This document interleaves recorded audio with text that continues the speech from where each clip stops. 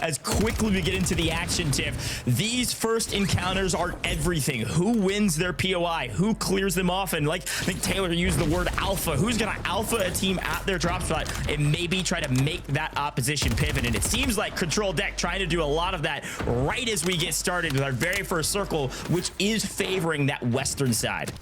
It truly is, but over here towards Opal Palace, you got Team Huncho on the opposing side. Think back to lower round 2. This was a team that was constantly contesting Revolt. They've got the high ground. They knock Control Deck, sending 2 to the Gulag already. If I'm quicker and I know I've got the alpha on my roof, what do I do about it? You jump down, grab your loadout, and start disengaging. Oh my gosh. Okay, we're starting like that today? Sure. It's happening. I'm about it. 3v2 turns into, or 3v1 rather, turns into a 1v1 out of nowhere? Ridiculous start on that side of the map, but we continue to swap over, see some of these early encounters. Looks like another fight here as we got a couple players. It looks like Bane's lost the life for that squad, pushing the equation with Starbrook, Donathan, and apparently getting punished for it. You can see Mood getting that kill. That is the other Falcon squad from Saudi Arabia competing today that made it straight into from the upper bracket into the finals today. But Tiff, these are those moments you look back on and say, what if? You got to win these. Get back on the map as fast as you can. And unfortunately, not going to happen for Starbrook.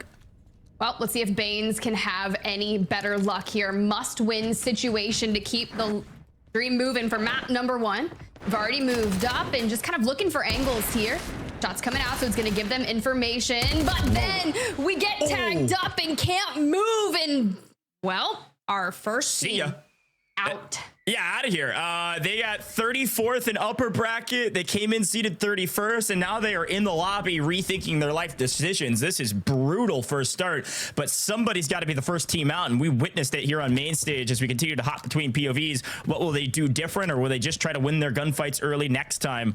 A brutal, brutal start. Now, Tiff, I want to remind everybody at home as we're seeing this fight set up here at Community Center that you can pay attention to the live map feed at all times. YouTube.com/Call of Duty. You gotta go check it out. Maybe have both up on the side, this broadcast and the map view, because it's super cool to watch these teams, where they rotate from, where they drop. And unfortunately for Crazy Snake, it doesn't matter where you drop, you're getting obliterated here at Community Center. A great setup encounter by Ghoul.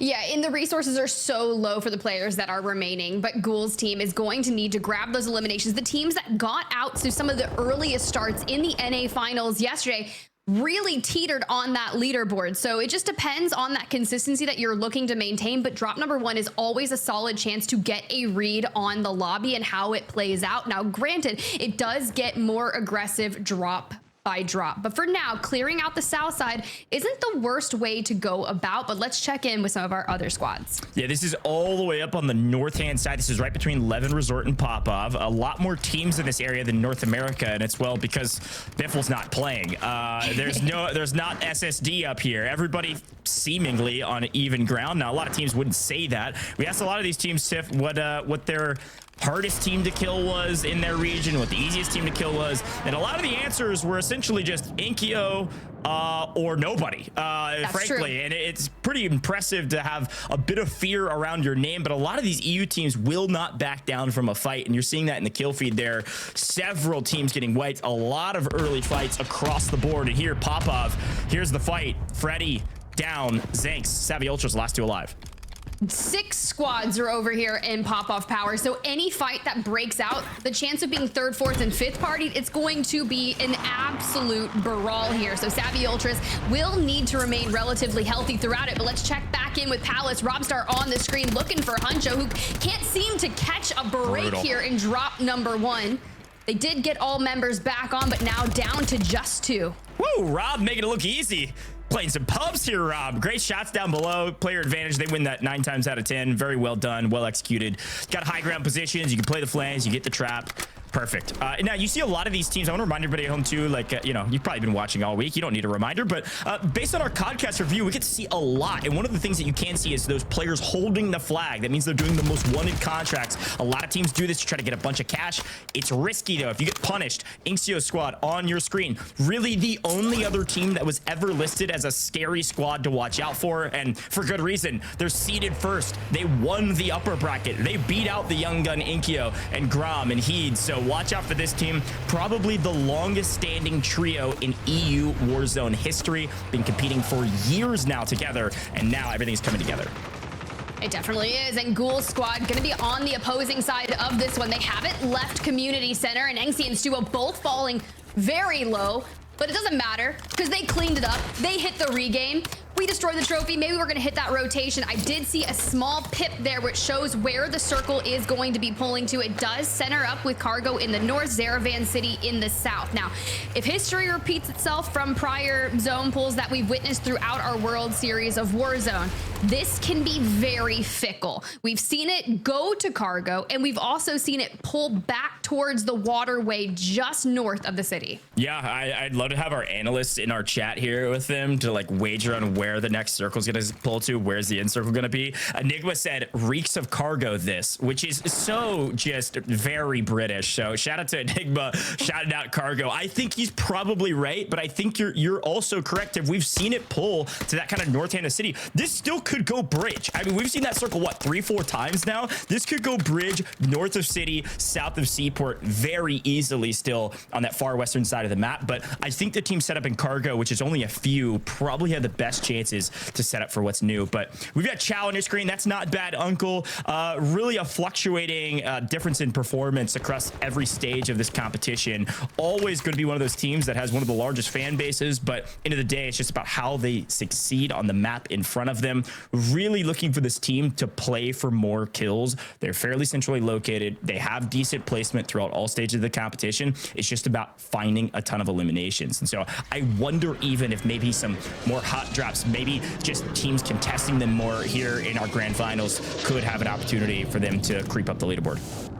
I was curious if this squad here, Team Darzity, was going to make a play for Chow's squad, and you see them smoke and immediately go underneath. There is a mobile buy station just outside, which is probably what Chow's team is looking to guard on. Now, the majority of our squads, as they rotate into the later stages of the game, will want to always have not only a PDS on them, but the mobile buy station. But as we work to filter our way up the stairs, you see the lethals start to get expended, denying them back into the staircases. And how many staircase fights have we seen gone wrong? A ton, Tiff, especially when there's third parties. Wiz is just lying in wait on the right-hand side. That's Team 13 there. Watch out for that squad. The German trio on your screen now is trying to make this play, and this is one of those plays that we actually called out yesterday, where it's like, do you want to send 3 upstairs through a building when a C4 could blow you all up, or do you want to try to split and throw a pinch where if you don't time it perfectly, you all die as well? It's kind of a lesser of two evils at some level, and it's just about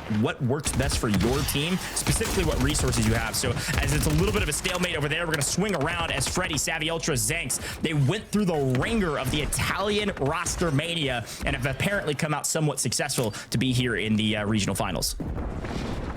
I love that every time we like pan to a different POV, we're cooking a C4 ready to throw it out, because our homage that we paid to the C4s after the slight adjustment yesterday did not change the game in any way, shape, or form. Sure. It's just a C4 world that we're living in, but we finally get to check in with a squad that has struck fear in so many of our EMEA players. It's gonna be Gromalok, Enkyo, and Heeds, and they've already got a few eliminations here and have set themselves just on that southern side of Zaravan City. And if there's one thing to be said with this squad in a city, I think they're gonna make it look a lot like the Shibuya incident.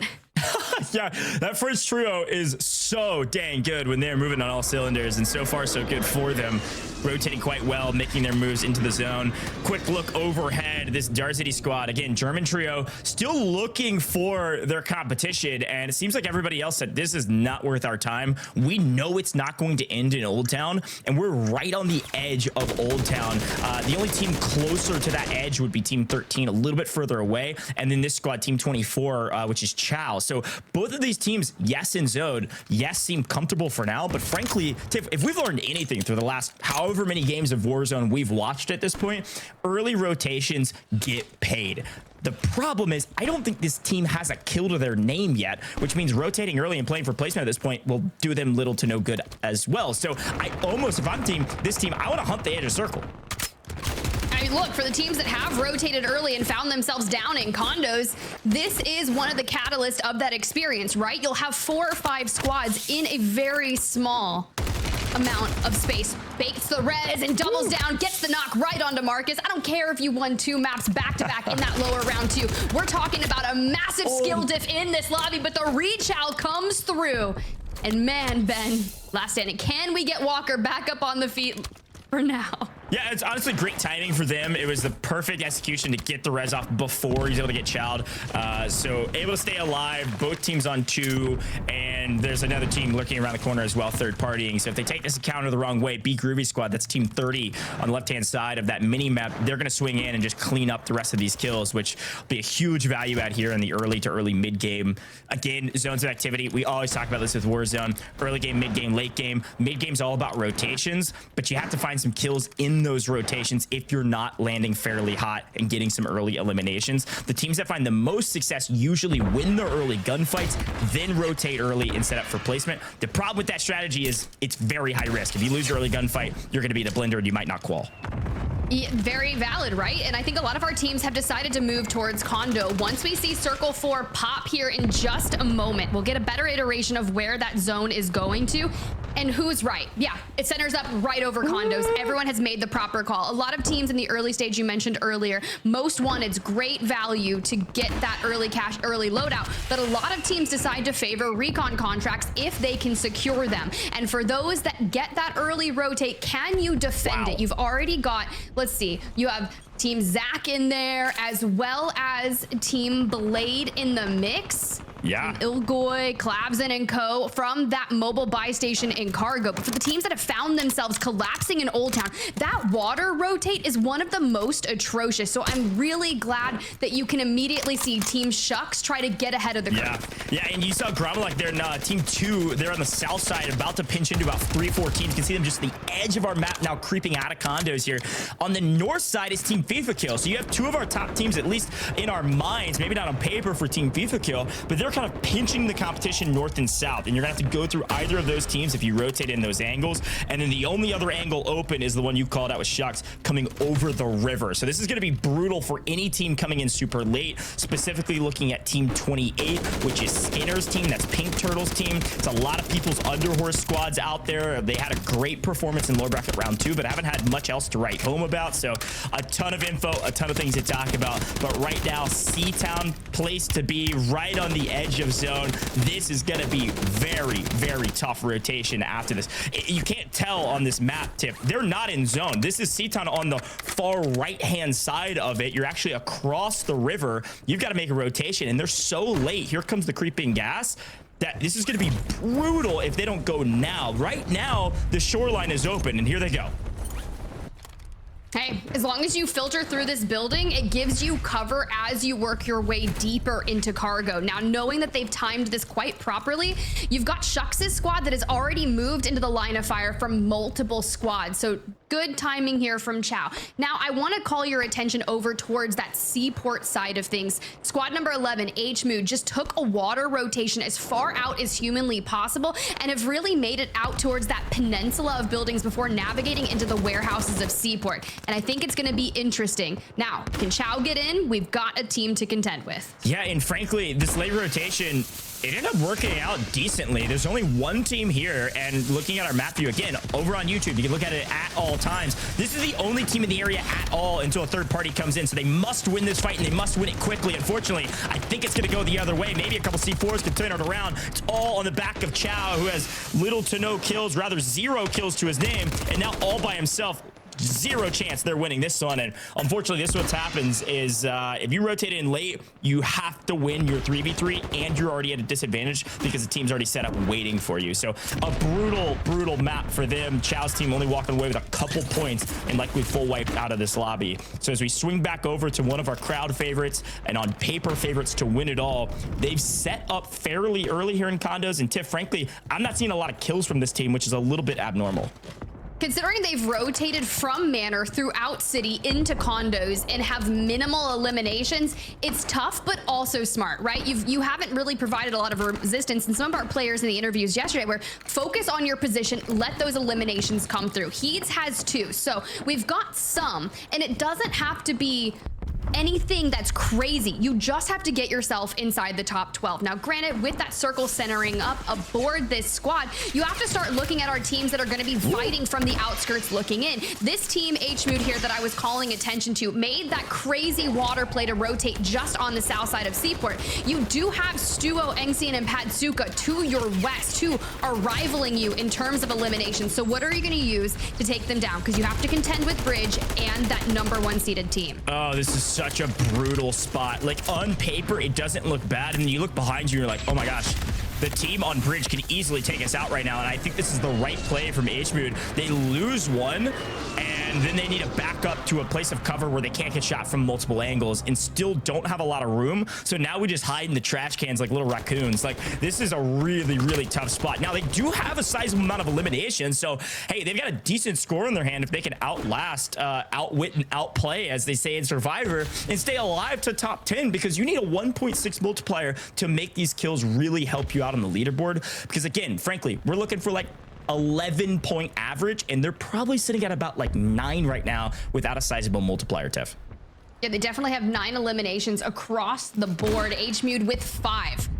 But if I'm Zakar, Rocket, and Clapper, I am not going to throw my position away to try and take angles on your self-proclaimed raccoons under the bridge. You can already see they're pieced out, but there is a mobile buy station that's just by Team Stuo, and one of the players is looking to maybe get a hold of that before going straight towards endgame. But then you have the massive collapse that's occurring over on the northeastern side between 16 and 35, and, well, we got to check in with the resident. Should I say crowd favorites, or are we going to throw that over to Enkyo's squad? Yeah, it totally depends. I think Lennon was definitely the crowd favorite in London last year on LAN. So depending on where our global finals are this year, who knows? Maybe Lennon will stay the crowd favorite, or maybe it'll be somebody totally new. But this team, little to no eliminations to their name. They're set up fairly well for in-game. But I have all of my eyes, which I only have 2 of them, but both eyes are set on Team 6. That's going to be Team Echo, Prodigy, Oki. They are in the best position right now, completely uncontested.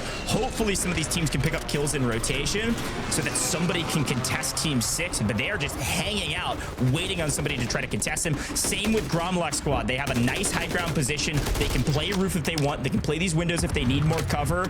Both of these teams set up very nicely, and they got here early to make sure this was the case. Well, Bagel right there in the line of sight of Heeds, looking for more with the Car 98. And I feel like during the pre-show, I was hearing words of Car 98 readjustment / nerf. We saw how well that worked with the C4, so, you know, I'll keep my attention towards when it actually occurs. But for Enkyo to be able to take angles and put pressure onto that bridge squad of Zakar, it's going to be really interesting. And we were asking for those really action-packed endgames. Circle 6 is closing. We have just gotten into the top 20, that 1.4x multiplier. Wow. And you called out Oki, Prod, and Echo's team here. They were in a rather nice position, but as soon as that circle pops, we're just on the outskirts looking in, and we're a duo. Yeah, talk about script writing. Good grief. Look at Team 2. That's the crowd favorite, on paper favorite. Everybody says they're the most dangerous team, but they got second in upper bracket. Inkyo, Gromlock, do they get the god pull of the circle? They are set up in the zone. They have the high ground of the building. It really comes down to the moving zone that will entirely dictate who wins this fight. And somehow, some way, our Falcons from the EU are alive down below. HMood going big as Juki's plays over top, getting a couple eliminations left, right, and center. Pazuka and Ingsian are trying to do everything they can to wipe this Falcons trio down below that has been reduced to a duo, much like themselves. I mean, they have been quite relinquent with their ability to maintain down here. Patsuka with the push and let the Falcons fly. I don't know what it is about the Falcons name in general. We saw them go big in NA yesterday, but when you come to EMEA, this is what you have to contend with. HMood on 9 eliminations, looking for double digits, has completely cleared out the West. Well, good morning, Saudi Arabia. Holy, HMood, Falcon. They are dominating right now, and I am excited to see what they can pull out of their bag of tricks for this final fight. Speaking of a bag of tricks, top 2 teams, a lot of people love them. Some people hate them, and they're both fighting each other, and it looks like they're answering back to each other, but it does come out to be an Heeds win with only 1 loss, and it's going to be the Young Gun. Inkyo out of here. Just 2 left for this top squad. A couple eliminations finally coming their way, as I believe that's a full wipe. Juki, FIFA kill. Lennon out of here at about 15th place. Got to be in the top 10 here. You see the circle pull come through. Now, there's one thing to note. That Falcon squad has all three up, but let's check in with Gromalok and Heeds on how they're going to navigate this rotation. Je mets PDS. Vas-y, mets PDS. Drop tous tes PDS, Grand, prends des shoots. J'en ai plus, y'a que Ace. J'en ai encore 3 frérot, ok? Limite, tu peux aller jouer si tu veux, ok? Tu me laisses. En l'air. Ouais, en l'air. PDS. Prends un bim. Mets ton PDS. T'inquiète, il est là. Non, C'est bon, mets ton PDS. Ok, non, pas mal. c'est bon, t'inquiète. Ah bon, reste, c'est pas. Vous avez... Le PDS. Ouais, va falloir reste. Nice, super. Je vais les reste. Ok, reste.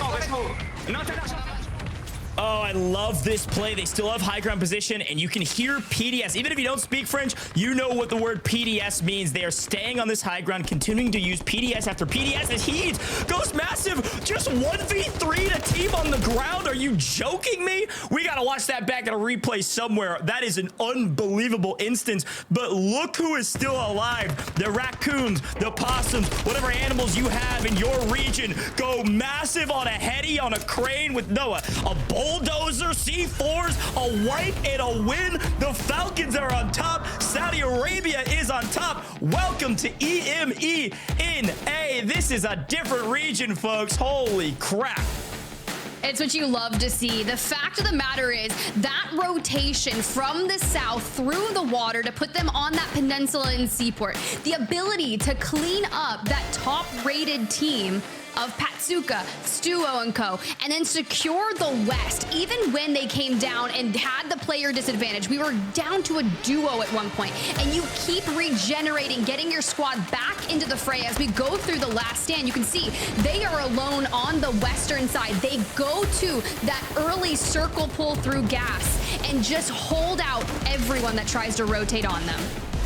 Yeah, this is a ridiculous rotation. I don't know that Gromalok and Heeds could have done anything different, frankly. Like, they had a great position. They have a ton of PDSs to work with. At this point, the PDSs only last for about like 7-8 seconds this late into the game. And so use them up as fast as you can, but you got to use them to get eliminations, which they mostly do. But it's the covering fire from the Falcon team down on the bulldozer down there. Whatever you want to call that piece of heavy machinery, it is a perfect piece of cover for them to fry out the lobby, maintain position, no one can test them, and you're stopping one of the top teams from getting a crazy amount of eliminations up top. Now, here's the jump down that goes wild. Now, it is just a 1v2, but still ridiculous nonetheless. Look at this. Heeds drops down on the buyback that King AJ just got, wipes him, immediately wipes Showstopper as well. I don't know what happened, but it was a total breakdown from that team to allow Heeds to get both of those kills. And then we had one flying in that gets wiped from distance. So it comes down to a 3v2. And frankly, this Saudi team, if they were to throw this win away, it would be an utter just breakdown. Because they had zone position, there was little to nothing that this Heeds team could do. Now I'm curious to see how many eliminations they will able to get throughout it, but let's run it back to the victory moment. One shot, okay? Go to him, go to him. Okay, I'm gonna play him. يلا.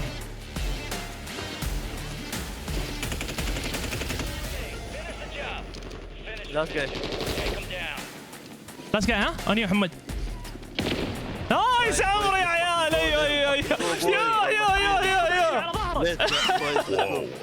يا عمري يا شيخ. 44 points, 22 eliminations.